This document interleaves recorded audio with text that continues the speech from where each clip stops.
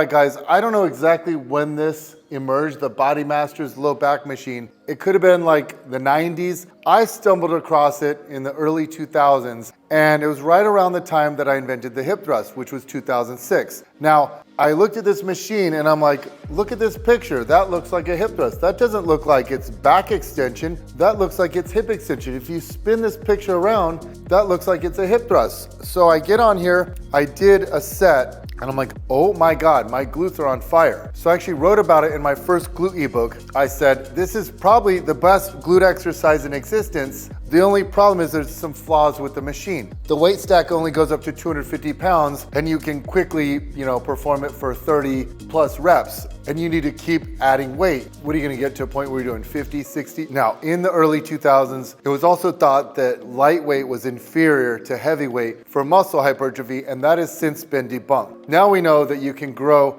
just as much muscle from lightweight compared to heavyweight, but back then, we didn't know that yet. And so I thought, well, too bad you can't add weight to the stack. If you could, this would be amazing. But also, this was too narrow, this foot peg. Like, why did this foot peg go out further? And my knees would spread wider than this pad. But even back then, I recognized that this has the potential to be the greatest glute exercise in existence. So in the meantime, I was always on a quest to replicate this. You could see along the way, like in 2013, here's me doing a banded back attack, we called it, but your knees are bent and you're basically doing the same motion with bands, but this is dangerous. What happens if those bands came off or snapped back at you? So this didn't stick, but I did love the way it felt. You can do it off a glute ham developer, but yeah, it looks really dangerous. I've also experimented with it with my clients over the years. We've done all sorts of variations and they always love it. They think it's amazing. Now, 2 years ago, I finally found a used unit. I got it shipped to Fort Lauderdale and I used it here in my gym.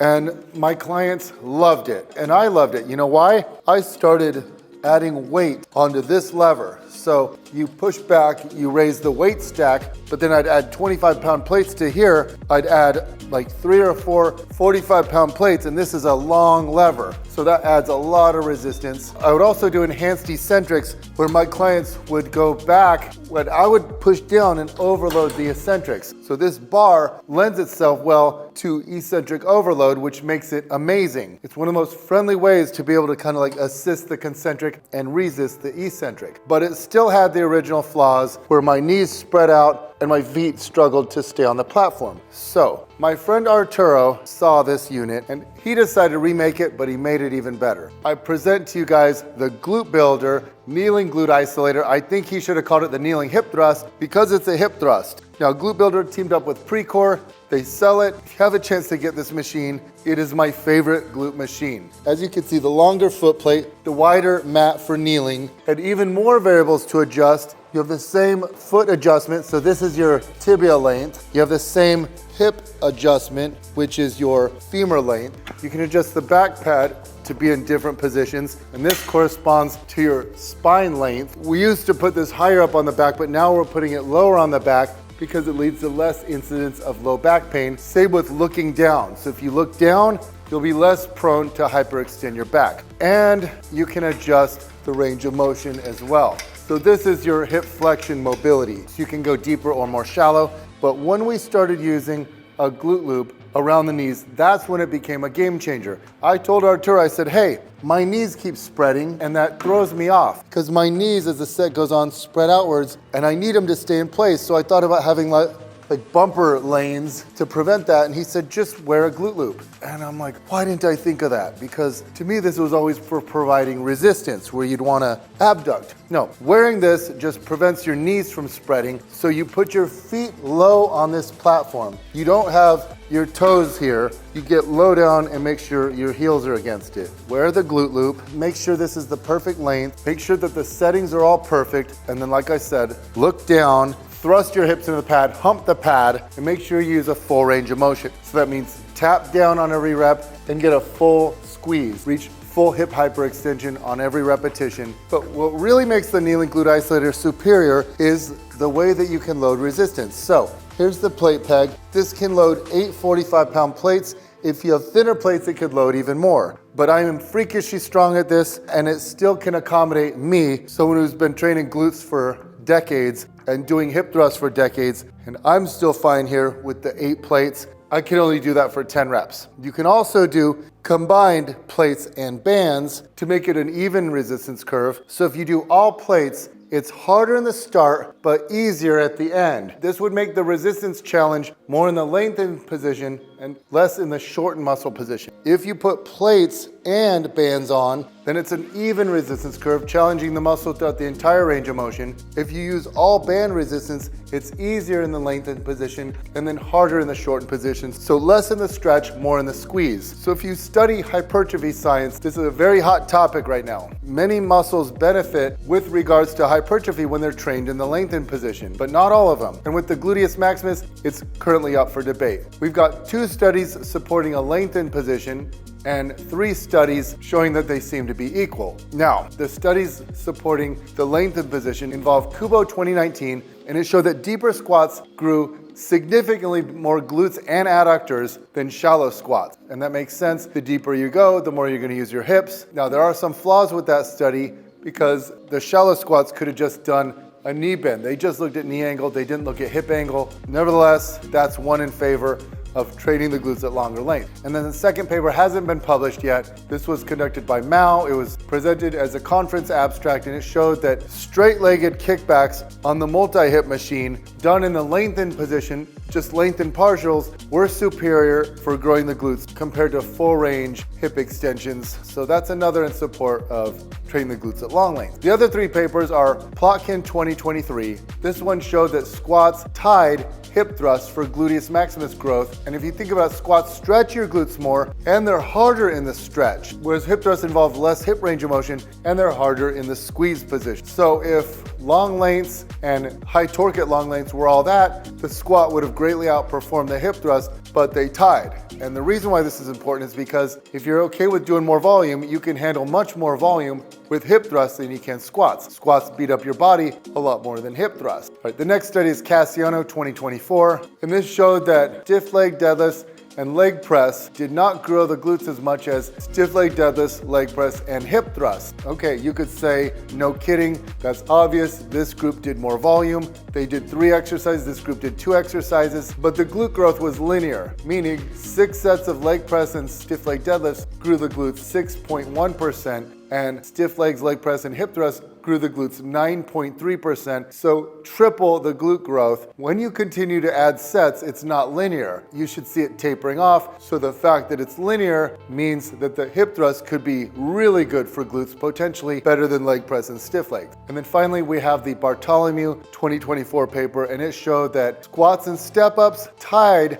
hip thrusts and reverse hypers for gluteus maximus growth. So again, squats and step-ups involve more stretch and more torque at long lengths, whereas hip thrusts and reverse hypers are more of a squeeze exercise, and they challenge end range hip extension more, and they tied for glute growth. So it's kind of up in the air. What any rational scientific person would say is do both. You should do some exercise that work you in the lengthened position and some exercise that work you in the shortened position. And I brought all this up because with this kneeling glute isolator, you can challenge the lengthened portion or the shortened position just by altering the resistance profile to be all plates, all bands, or a combination of plates and bands. I'm gonna do 1 set of each of those, all plates to challenge the lengthened position, plates and bands to make it an even resistance challenge throughout the full range, and all bands to challenge the shortened muscle position. I wanna tell you guys, the glutes do not activate that well in the lengthened position. For some reason, when you get down deep in a full stretch, the glutes kind of shut down. They do not have high activation. They max out their activation in the squeeze position. And so they may not involve that high of passive muscle forces in the stretch compared to other muscles. And they could grow more from training at the optimal length for active tension, which appears to be closer to full hip extension. But we don't have any studies on the gluteus maximus looking at the microanatomy of the gluteus maximus to analyze the length-tension relationship, so it's just a guess for now. So what we need are more anatomical studies, more hypertrophy studies, figuring out how muscle grows, and more training studies looking at topics like what grows the glutes more, all plates versus all bands. That would be a cool study, especially if it was auto-regulated based on your recovery. Like it wasn't volume equated, you could do as many sets as you wanted as long as you felt recovered. All right, some of you might find this very interesting, the evolution of the kneeling hip thrust. So a couple images from my ebook in 2009, using the Bodymasters low back. You'll notice I state this needs more load, or it would be the best glute exercise if you could just add more load. And then here I am in 2008, my Scottsdale Garage Gym, doing a banded variation out of the power rack. But we were doing that, 20 years ago. And then here's a video from 2011. This is when I lived in Auckland, New Zealand. Here's me doing a bent leg back attack, I called it, with the band, but that's pretty dangerous. What if that band snapped back? And then fast forward to 2019, here I am using a cable column. This was so great, but the setup's kind of tough. And then similar concept using a band, but you need a strong partner. But we loved this. This is one of my coaches from San Diego, Sterner. Couple years later, this is my ex-girlfriend, Jackie. Here's us in Tampa. I stumbled across a gym, Optimum Gym, that had a unit. And that caused me to finally find my own and buy it. And here I am in 2023 using it with my client, Diana. You can see I widened the base, but now we don't need a wider base. We just put a band around the knees. That was Arturo's idea. Then you see Steffi squats in 2023, overloading the eccentric phase, which is an awesome idea to make it harder due to the limited weight stack. Here you see me adding plates to the front. I never thought of this. And this is a way around adding extra loading when you get too strong for the stack. So had I known about these, 20 years prior, I would have loved this machine even more. But that all became obsolete in 2024 when Glute Builder, my friend Arturo, remade the unit. And he solved all the problems with the Bodymasters unit. But still, I didn't have a Glute Builder at all my locations. So I was in Fort Lauderdale, I'm using the Glute Builder. But in Vegas, I'm prescribing, these banded variations still. Here's Elizabeth. In Vegas, using the glute rack and the wall. Here's Lily and Mermaid Bree and Sarah, my clients from San Diego, using bands out of the power rack. So yeah, you'll see this continuous quest to improve upon and come up with variations. But now with the Glute Builder model, it's perfect. We don't need any of these variations. So let me do one set of each, and you can be the judge.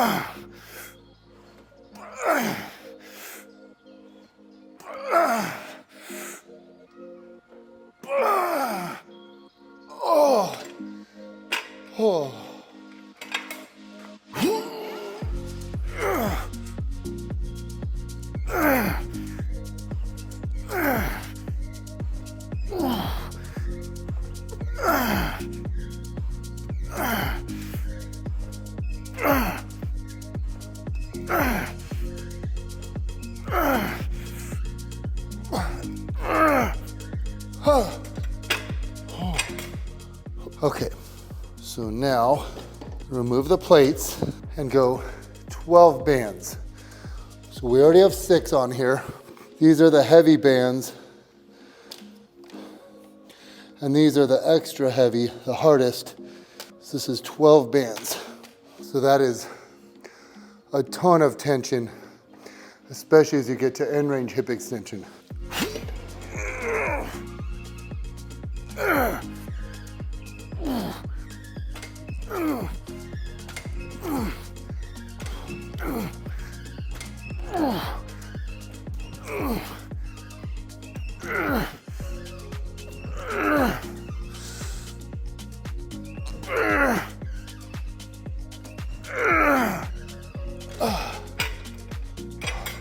So there you have it. There's 3 different resistance profiles, same range of motion, same positioning, but drastically different torque angle curves. If I had to choose which is best for hypertrophy, I would choose the third option because I can do 6 hard sets of that and the next day I'm not sore. When you target a muscle at a shorter length, it doesn't create as much muscle damage. Conversely, when you stress a muscle at a longer length, more damage occurs. And so it could be the case that on a set per set basis, the first option is more productive, the one that was hardest at the longer muscle length. But let's say you did 4 really hard sets of that. You might be sore for for a few days, you might be fatigued. Whereas the latter option, you could do that 3 times a week and still recover. You could do 3, 4, maybe even up to 6 sets, 3 times a week, so 18 total sets. Again, we're acting like this is the only exercise you can perform. In reality, you can do a variety of exercises, obviously. You can do like a squat or lunge type movement, a thrust bridge type movement, a hinge and an abduction movement, and you can do 4 exercises, maybe even 5, 3 times a week, and you can recover just fine. But I'm just giving you guys food for thought because this is a fascinating